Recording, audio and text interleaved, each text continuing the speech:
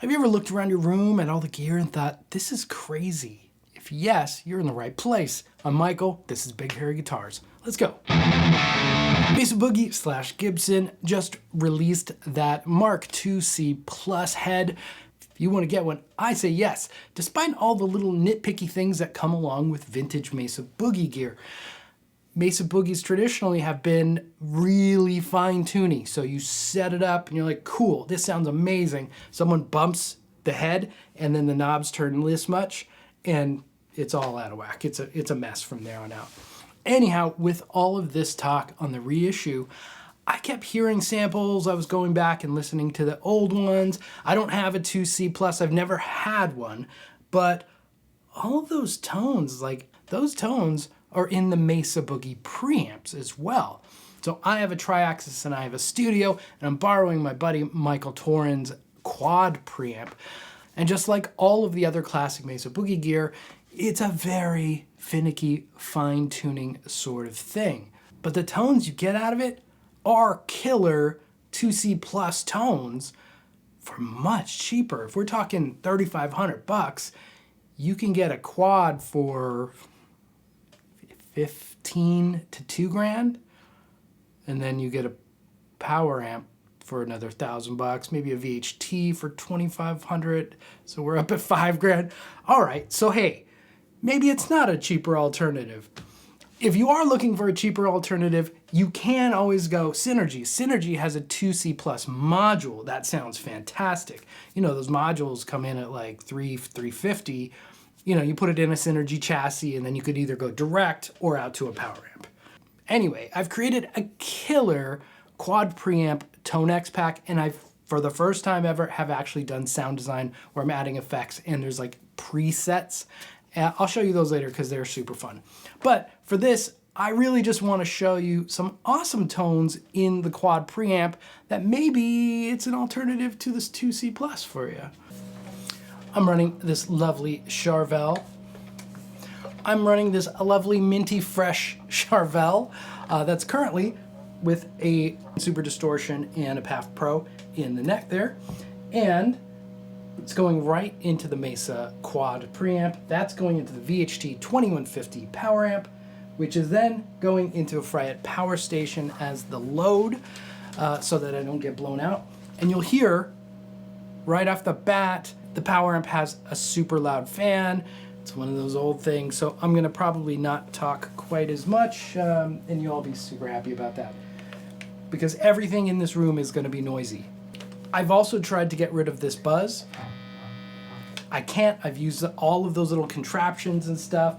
I think it's just something in here. I don't know, old stuff, right? So the quad preamp has 4 channels. Rhythm and lead 1 is the top row. Rhythm and lead 2 is the bottom.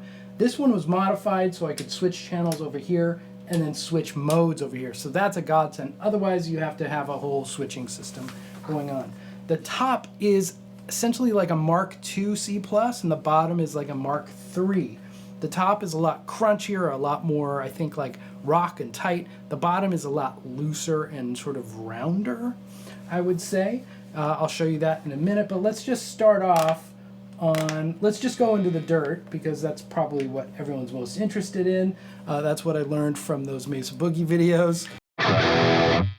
So no EQ in.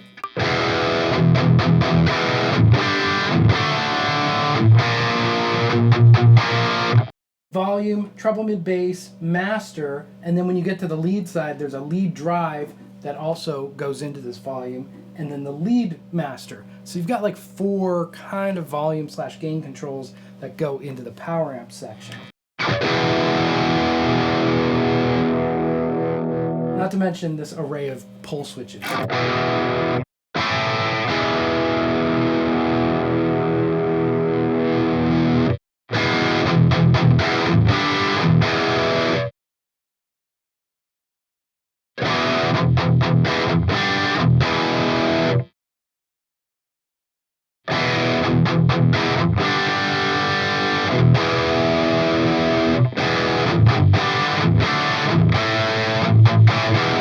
The idea is that you'll set up your clean with this volume, and then when you activate the lead channel, you'll jump over here. But it just never works out that great. You're always compromising something. Even when you have entirely two different lines here, you would sometimes see guys with their racks with the quad preamp and then an additional studio preamp with it. So you have a really nice clean and crunch, and then you get those heavier tones. Okay, you'll notice treble is up really high, bass is almost off, middle might as well be off too because it doesn't have much control.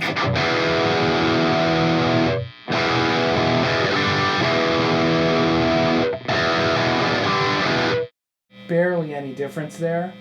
Bass.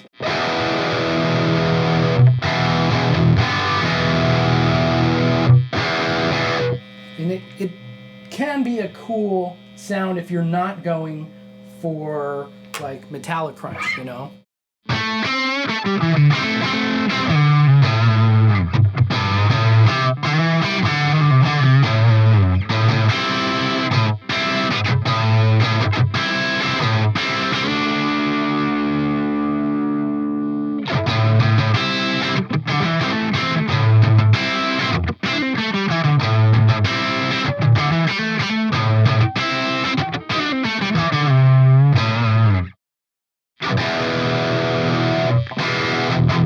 Big difference there.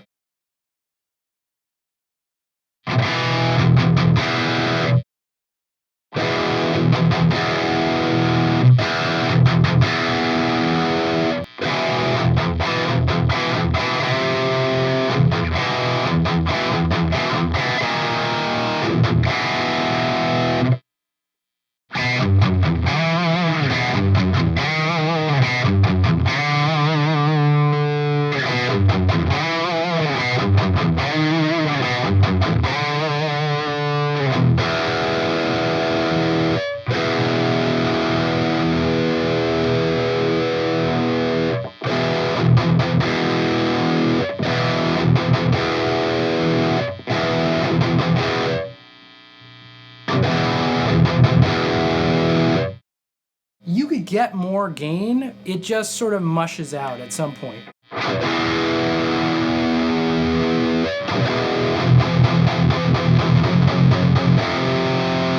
It's a lot.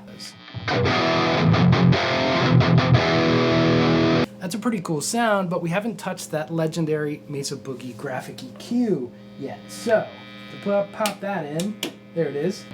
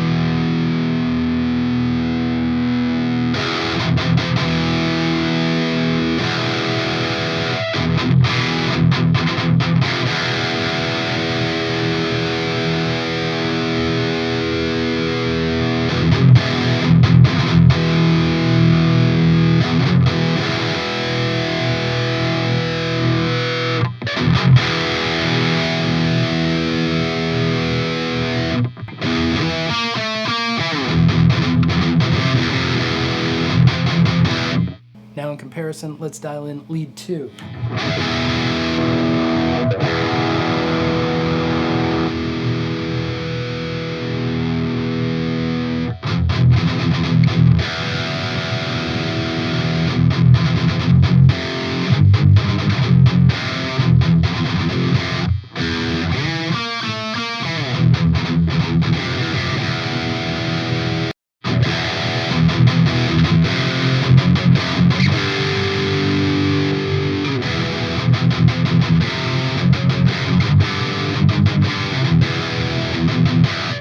So that's like the Metallica sort of world, but the quad also was in Dan Huff's touring rig for Giant. I have an unhealthy appreciation for Dan Huff, so that's another reason I love the quad preamp. In that case, you would just not scoop quite so much mids. Don't scoop all the mids, maybe. It's hard to go back and put the mids back in once they're out, man.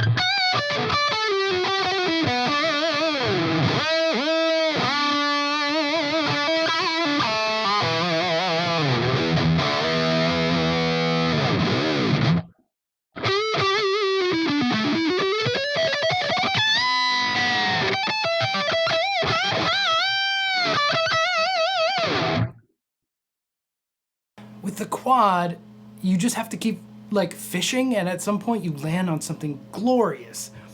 And I think that's sort of that Mark series thing, especially the early stuff.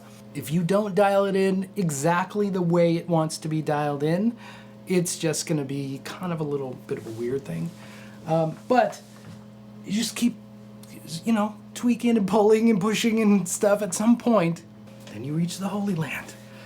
Now the rhythm channels are no slouch on this. They sound great. You know, it's that Mesa Boogie thing, that clean sort of Fender based, you know, with that little extra juicy sauce, a little less stiff.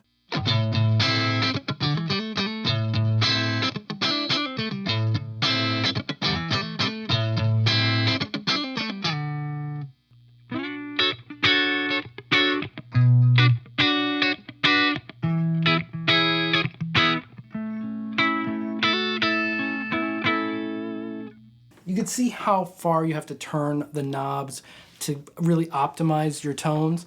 And then if someone walked by and just did one of these dick moves and was like, before you go on stage, it would be the biggest horror show ever. It's like, what? Push, pull, what? So, but I mean, people used them. Quads were everywhere. To be honest, that's one of the nice things about doing the capturing stuff, is because it's like, it's locked in. You're like, that's the tone. Write it down. You'll never get it back anyway, but like, that's quite nice. So I'll just run through a couple of these quickies on the ToneX that I captured. And as a shameless self-promotion, I'll put it down there, links below. And you could go head over to my store if you want those. If not, you can go onto Reverb and spend probably too much on a quad, or you could go over to Sweetwater and get a Synergy 2C Plus module, or you could probably also get the 2C Plus Reissue. But you really should have one of these options in your arsenal, right? Right? We need one of everything, because otherwise, how am I going to get better on guitar if I don't have the right amp for the right lick? Or the same lick, in my case.